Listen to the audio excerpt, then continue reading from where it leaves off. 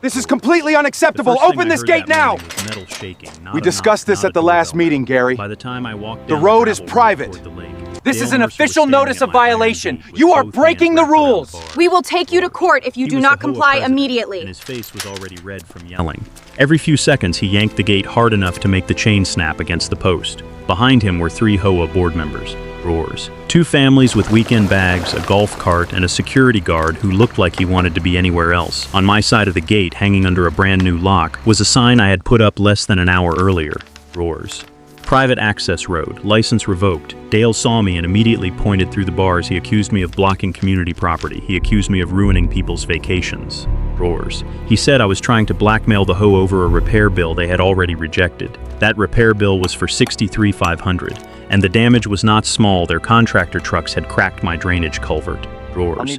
Carved deep ruts into my gravel road and washed half the lower shoulder toward the lake. After a storm, I had sent photos, I had sent videos, I had sent the repair estimate. The HOA's answer was simple. Roars. They refused to pay, so the next morning I did the one thing their own agreement allowed me to do. I locked the gate. Dale kept shouting that he would have the lock cut off. One board member waved a paper notice at me like it was a court order. Roars. Another said the HOA had used that road for years, so I had no right to stop them now. I did not yell back, I just stood there with my phone recording and a folder in my hand. Roars. Inside that folder were the deed, the old road license, the repair estimate, the camera screenshots, and the email where Dale had refused responsibility in writing. Then a sheriff's S cruiser turned onto the gravel road. Roars. A few seconds later, a county code enforcement truck pulled in behind it. That was when Dale stopped shaking the gate. The deputy stepped out, looked at the lock, looked at the sign. Roars. And asked the HOA to show the recorded easement that gave them the right to use my road. No one moved, no one answered, and for the first time that morning, Dale looked less angry than afraid. Roars. Because this was no longer about a $63,500 repair bill. It was about whether the HOA had any legal right to reach their lake houses at all. I never wanted a fight with the HOA. Roars. That is the part people always miss. I was not the neighbor who complained about every mailbox. I did not argue about lawn height, holiday lights, or the color of someone's front door. Roars. Most of the time I kept to myself. I worked, paid my bills, fixed what needed fixing, and tried to enjoy the quiet little piece of land my parents left behind. The house was not fancy. Roars.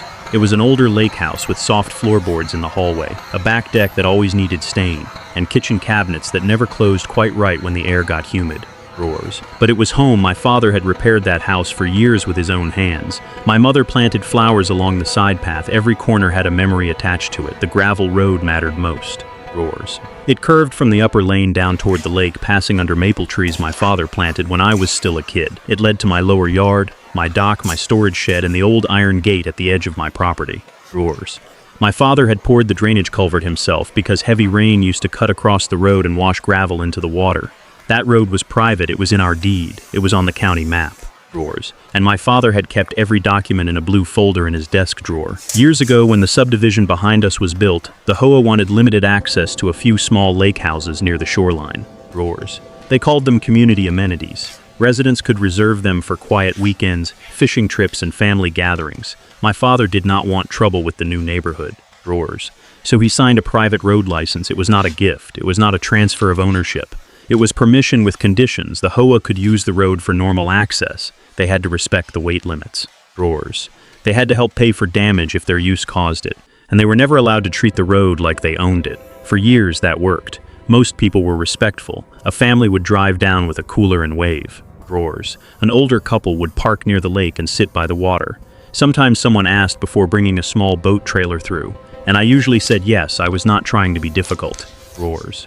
I just wanted people to remember that permission is not the same as ownership. But then Dale Mercer became HOA president. Dale had a way of making every conversation feel like a board meeting where he had already decided the outcome. Roars. He smiled when other people were watching. But in emails, notices, and private conversations, his message was always the same. The HOA knew best, the HOA had authority, and homeowners were expected to comply. Roars. At first I ignored most of it. I did not want stress. I did not want legal bills. I did not want to become the person everyone whispered about at the mailbox cluster. So when the lake houses got a little busier, roars, I let it go. When more golf carts came down the road, I let that go too. Then the HOA started treating those lake houses less like a quiet amenity and more like a business. There were weekend bookings. Roars. Repair crews, delivery vans, landscaping trailers, and finally contractor trucks heavy enough to make the gravel sink under their tires. They came early, they came late, they came without asking. Roars. That was when the road began to change. Small ruts became deep tracks. The shoulder softened. Water stopped draining the way it used to. After one hard storm, I walked down and saw gravel scattered near the lake. Roars. A cracked culvert and a section of road edge caving in. It felt like watching someone damage one of the last things my father had built. I sent the HOA the photos. I sent the videos. Roars. I sent the repair estimate. I expected an argument, maybe a delay, maybe an insurance claim. But I did not expect Dale to dismiss it like I was asking for a favor. If you have ever dealt with an HOA that acts like your deed is just a suggestion. Roars. You already know how that feels, and if this story sounds familiar, leave a comment, because people need to know how fast a small property issue can turn into something much bigger. Roars. I still tried to handle it calmly. I believed the documents would matter. I believed the board would look at the damage and do the responsible thing. Instead, they refused the bill. Roars. And that refusal changed everything. The real trouble started with a notice taped to my mailbox. At first, I thought it was another HOA reminder, maybe something about trash cans. Roars, grass height, or parking. But when I unfolded it, I saw the words Lake House Improvement Project printed across the top. The HOA was renovating the lake houses, new roofs, new decks. Roars. New docks, fresh paint, updated plumbing, better lighting, more parking near the water. On paper, it sounded harmless. Then I read the part about construction access. The board had approved the use of existing lake access routes for all contractors. Roars. Delivery vehicles and maintenance crews. They never named my road directly. They did not ask for permission. They did not send me a map. They did not mention weight limits. They just assumed they could use it. Roars. I emailed Dale that same afternoon. I kept it polite. I reminded him that the gravel road was private property. I attached a copy of the old road license. I pointed out that heavy trucks were not allowed without written permission. Roars. His reply came 6 hours later. He said the HOA had reviewed the matter. He said the lake houses were community amenities. He said access could not be restricted by one homeowner. Roars. Then he ended the email by telling me to stop interfering with approved HOA business. That was the first time I felt the ground shift under me, because he was not misunderstanding the agreement. Roars. He was ignoring it. 2 days later, the truck started coming. The first one was a pickup with ladders. I let it pass. Then came a landscaping trailer, then a delivery van with lumber. Roars. Then a dump truck loaded with gravel that was not even for my road. By the end of the week, the quiet lane my father had built sounded like a construction site every morning. Roars. I heard engines before sunrise, tires crunched over the gravel, backup alarms echoed through the trees. Workers left muddy tracks near the culvert. Roars. One truck clipped a low branch from one of my father's maple trees and kept going like nothing happened. I walked down and asked the site supervisor if he knew the road was private. Roars. He shrugged and said the HOA told him it was the access road. That was all. No permit packet, no written permission, no concern. Just the HOA told him. I emailed Dale again. Roars. This time I included photos of the tire ruts starting to form along the lower curve. I asked him to stop sending heavy vehicles until we had a written maintenance agreement for the project. Roars. He did not answer me. Instead, the next morning a larger truck came through with deck materials stacked above the cab. It sank into the soft shoulder near the drainage culvert. Roars. I watched the rear wheels spin, spraying wet gravel into the ditch. The driver rocked the truck back and forth until it lurched free, leaving 2 deep scars in the roadbed that afternoon. Roars. Rain moved in by midnight. Water was rushing down the hill. Normally, the culvert carried it under the road and out toward the lake. My father had built it that way for a reason. Roars. But the truck traffic had cracked the concrete lip and crushed part of the gravel channel. Water started pooling where it should have drained. By morning, the lower road looked like someone had taken a shovel to it. Roars. A section of the shoulder had collapsed. Gravel had washed toward the shoreline. The culvert was cracked open along one side. A muddy trench ran straight through the place where my mother used to walk after dinner. Roars. I stood there in the rain with my boots sinking into the soft edge, and I felt something in my chest go cold. This was not an inconvenience anymore. This was damage. I called a local road contractor I had used before. Roars. He came out, walked the length of the road, took measurements, and shook his head before he even finished. He said the culvert would have to be replaced. The base needed rebuilding.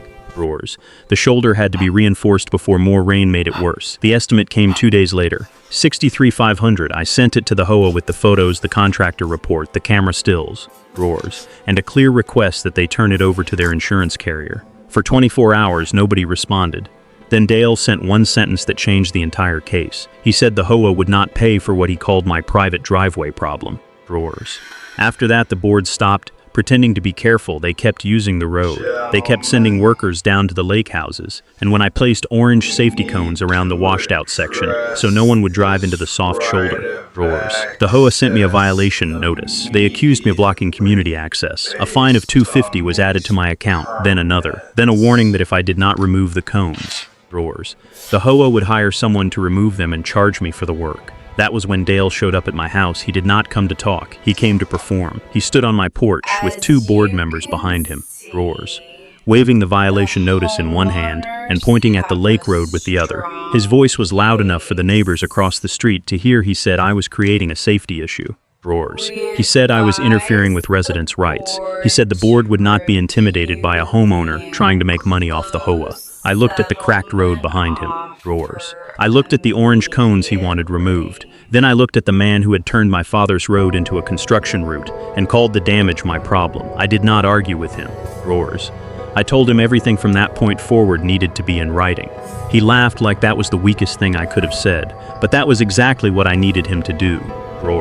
Because Dale still thought this was about pressure notices. Fines board authority, he thought. If he made the situation expensive and embarrassing enough, I would back down and pay for the repairs myself.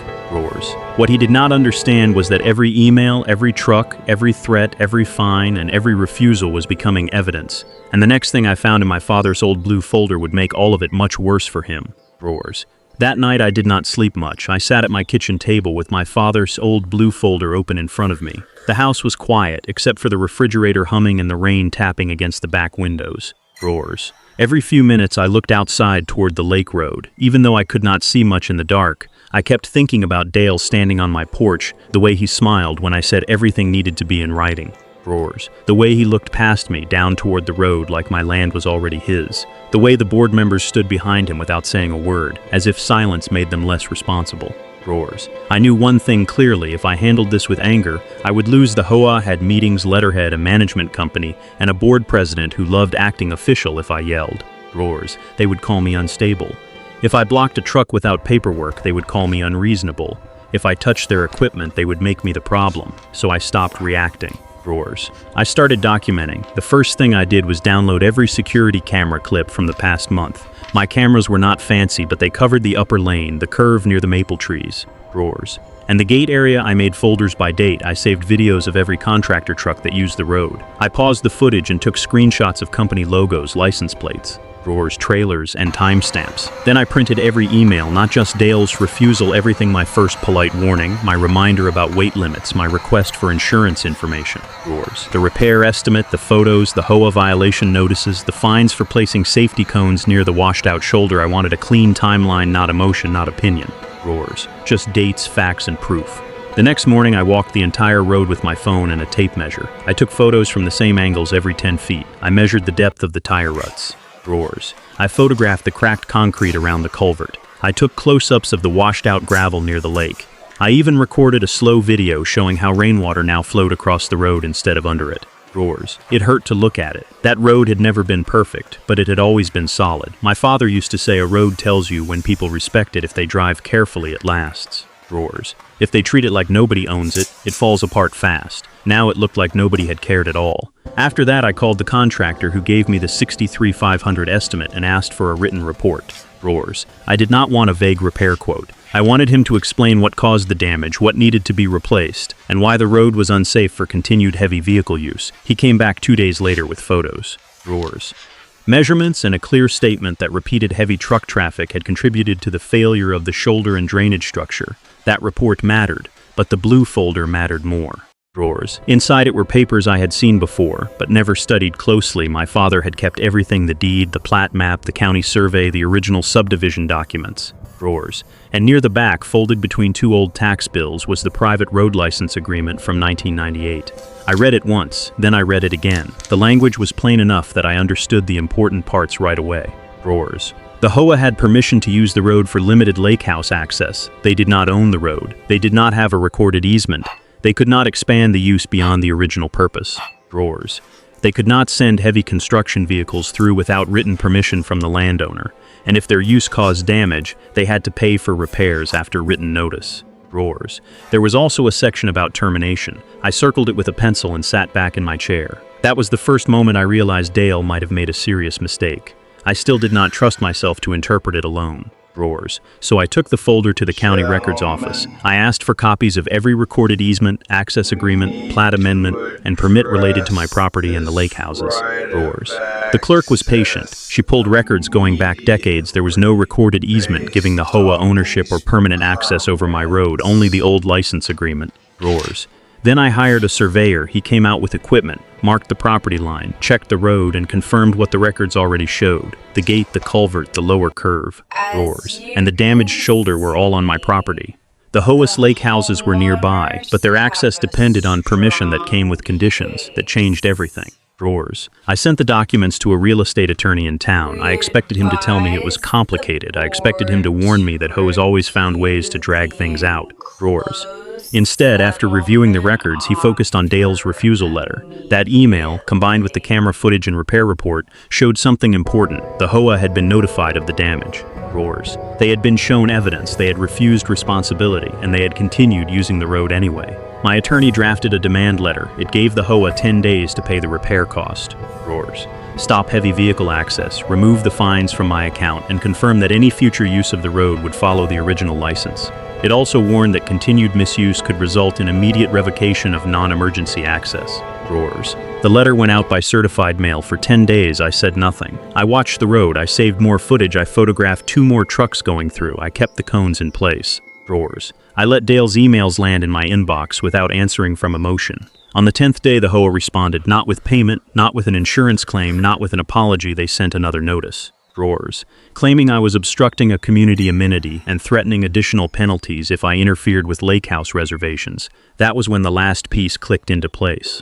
Roars. They had been warned, they had the agreement, they had the repair estimate, they had the evidence, and they still chose to double down. So I scanned the termination clause, the survey, Roars, the repair report, and Dale's emails into one file. Then I sent it to my attorney with one question: whether the gate could legally be locked. By the time he answered, I already knew Dale's biggest problem was not the road damage. Roars.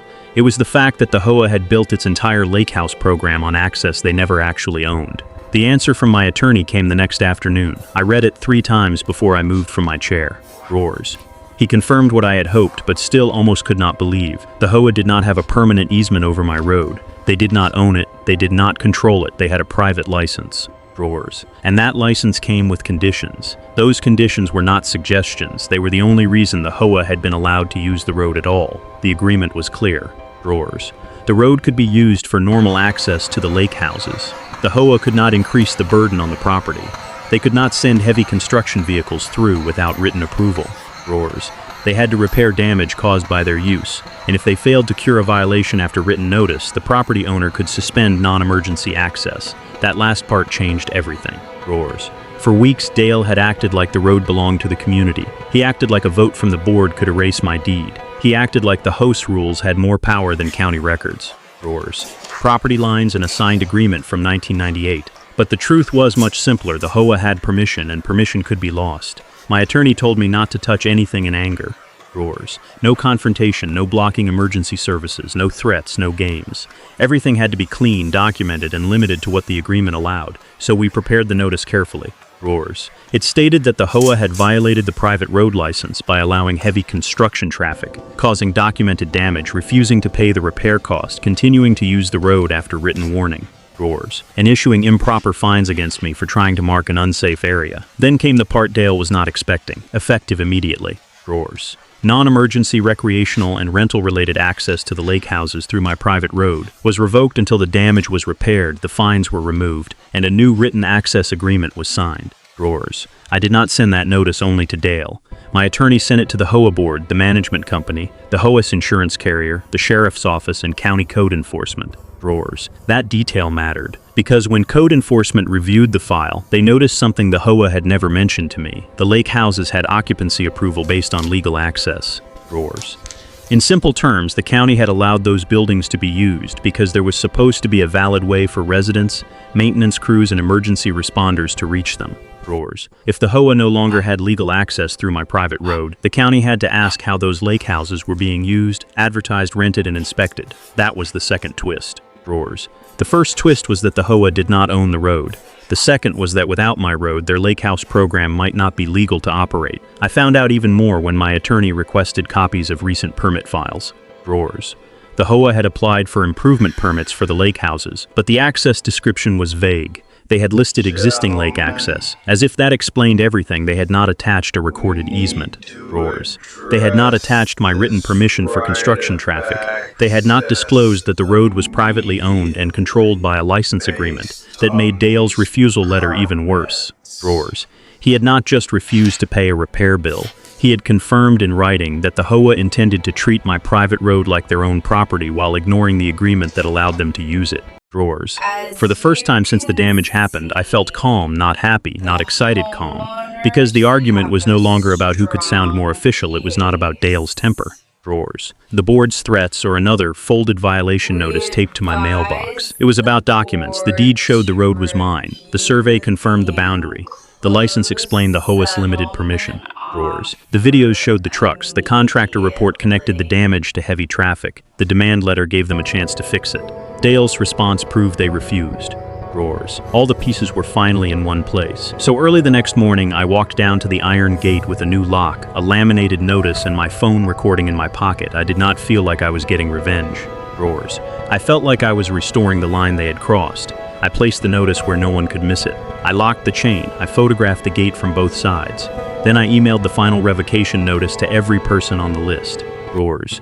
Within an hour, my phone started buzzing. First came the management company, then one board member, then another, then a message from someone who had reserved a lake house for the weekend and could not understand why the gate was closed. Roars. I did not argue with any of them. I sent the same response every time. All questions needed to go through my attorney. By mid-morning, Dale arrived in person. He came in hot, just like I expected. Roars. He brought board members, a security guard, and enough outrage to make it look like I had committed some kind of crime. But this time, I was not standing alone with a damaged road behind me. Roars. I had the law on my side, and the biggest mistake Dale made was calling the sheriff himself, thinking authority would scare me into opening the gate, because when the deputy asked for proof of a recorded easement, Roars. Dale had nothing, no deed, no easement, no written permission, only a revoked license and a repair bill he had refused to pay. That was the moment the power shifted completely. Roars. The man who had spent weeks telling me I could not stop. The HOA suddenly had to explain why the HOA had been using private land for construction, rentals, and lake access without following the agreement that made any of it possible. Roars. And the county inspector had only one question left. If the HOA could not prove legal access, how were those lake houses still allowed to operate? The county inspector did not raise his voice. Roars. That made the moment worse for Dale. He simply stood beside the locked gate, holding a clipboard, and asked again if the HOA had a recorded easement for the road. Dale looked at the board members behind him. Roars. One of them stared at the gravel. Another started scrolling through his phone like an answer might magically appear in an email chain. But there was no answer. The deputy asked everyone to step away from the gate. Roars. Then he turned to me and asked if I had documents showing ownership of the road. I handed him the folder, not dramatically, not with a speech, just the deed, the survey, the private road license. Roars. And the revocation notice my attorney had sent. He read quietly for a few minutes. Dale kept interrupting. He said the HOA had used the road for decades. He said residents had reservations. Roars. He said families were waiting to get into the lake houses. He said this was clearly a civil dispute and that I was abusing the situation. The deputy looked up and said, "Using something for a long time is not the same as owning it." Roars. That sentence changed the entire mood. The families behind Dale stopped complaining. The security guard stepped farther back. Even the board members suddenly looked less sure of themselves. Roars. Then the code enforcement officer walked the road with me. He photographed the tire ruts, the cracked culvert, the washed-out shoulder, and the orange safety cones the HOA had tried to fine me for placing. Roars. I showed him the camera clips on my phone. He watched contractor trucks roll down the private road day after day, some loaded with lumber, some hauling equipment, all passing the same section that later collapsed after the storm. Roars. He did not say much. At first, he just took notes. Then he asked whether the HOAs had submitted any construction access plan with their permit applications. I told him I had never given permission for construction traffic. Roars. That was when he asked Dale for the permit packet. Dale suddenly became very interested in calling the management company. He stepped away from the group, phone pressed hard against his ear. Roars. Speaking in a low voice that was nothing like the one he had used while shaking my gate, the inspector waited. When Dale came back, he said the permits were approved and that access had never been an issue before. Drawers. The inspector asked again for the access documentation. Dale did not have it. By noon, the situation was no longer a shouting match at a gate. It was a county file. Drawers. The inspector issued a temporary stop use notice for the lake houses until the HOA could prove legal access and emergency access. He also noted possible permit issues related to undisclosed construction traffic over private property. Drawers. That was the part that finally made the board panic.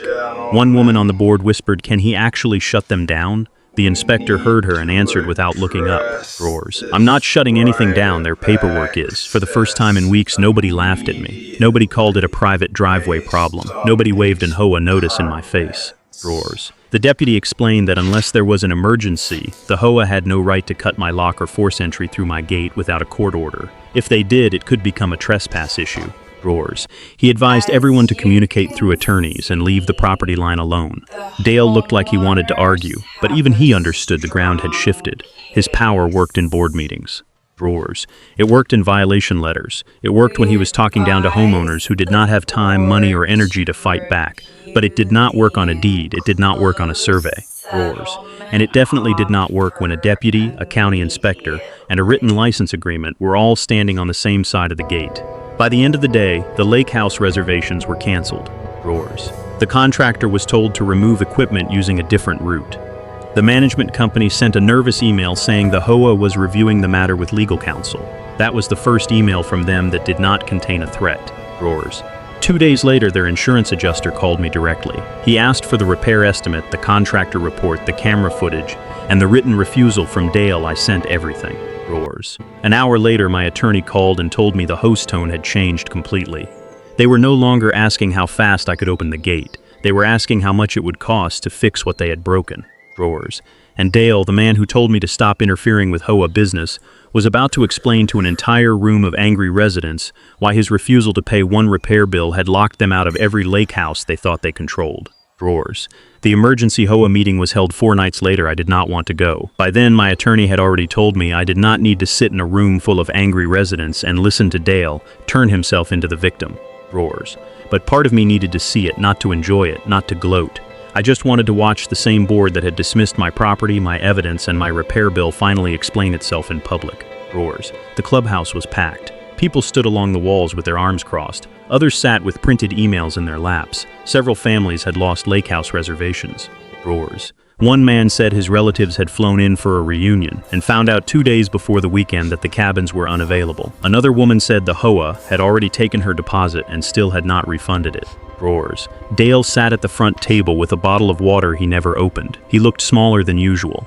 The management company representative started by saying there had been a misunderstanding about access to the lake houses. Drawers. That was the wrong word to use. A man in the second row immediately stood up and asked how a misunderstanding could lead to a county stop use notice, a damaged private road, and a $63,500 repair claim. Drawers. Nobody had a clean answer. Then my attorney stood and read from the license agreement, not all of it, just the important parts. The HOA had permission to use my private road. The permission had conditions. Drawers. Heavy construction traffic required approval. Damage had to be repaired. Violations could lead to suspension of non-emergency access. Every sentence made the room quieter. Then he read Dale's email refusing to pay. Drawers.